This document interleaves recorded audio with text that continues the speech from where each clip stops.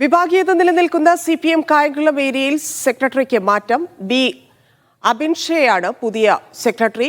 തർക്കത്തെ തുടർന്ന് തെരഞ്ഞെടുപ്പിലേക്ക് പോയപ്പോൾ സമവായത്തിലൂടെയാണ് അബിൻഷായെ തെരഞ്ഞെടുത്തത്. നിലവിലെ ഏരിയ സെക്രട്ടറി പി അരവിന്ദാക്ഷനെതിരെ നിരവധി ആരോപണങ്ങൾ നിലനിൽക്കവെയാണ് സെക്രട്ടറിയെ മാറ്റുന്നത്. ഷൈജു ചേരുന്നു. ഷൈജു, എന്ത് മാറ്റമാണ് വരുത്തിയത്? എന്തൊക്കെയായിരുന്നു തീരുമാനം? ധന്യ, ആലപ്പുഴയിൽ വിഭാഗീയത നിലനിൽക്കുന്ന പ്രധാനപ്പെട്ട സ്ഥലങ്ങളിൽ ഒന്നാണ് കായംകുളം. കായംകുളത്ത് കഴിഞ്ഞ തവണ, അതായത് സമ്മേളനത്തിന് തൊട്ടു മുമ്പുള്ള ദിവസം പോലും ഫേസ്ബുക്കിലൂടെ പല ആളുകളും ഏരിയ സെക്രട്ടറിക്കെതിരെ രംഗത്ത് വന്നൊരു സാഹചര്യം ഉണ്ടായിരുന്നു.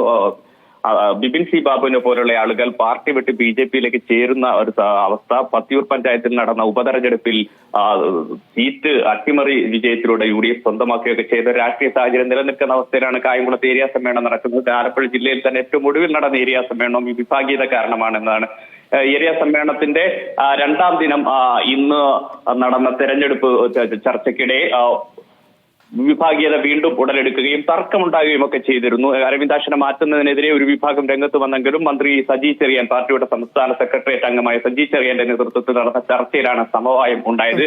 ബി അബിൻഷായെ എന്ന പുതിയ ആളെ സെക്രട്ടറിയായി തെരഞ്ഞെടുക്കുകയായിരുന്നു. അബിൻഷാ നിലവിൽ കായംകുളത്തുള്ള യുവജന നേതാക്കളിൽ പ്രധാനപ്പെട്ട ആളാണ്.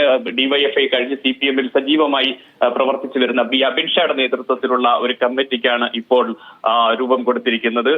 അബിൻഷായെ ഏരിയ സെക്രട്ടറിയായി തെരഞ്ഞെടുത്തോടുകൂടി 21 അംഗ കമ്മിറ്റിയെയും തെരഞ്ഞെടുത്ത് സമവായത്തിലൂടെ പുതിയ സെക്രട്ടറിയെ തെരഞ്ഞെടുത്ത് കായംകുളത്ത് വിഭാഗീയത കെട്ടടക്കാം എന്ന ഒരു പ്രതീക്ഷയിലാണ് നേതൃത്വമുള്ളത്.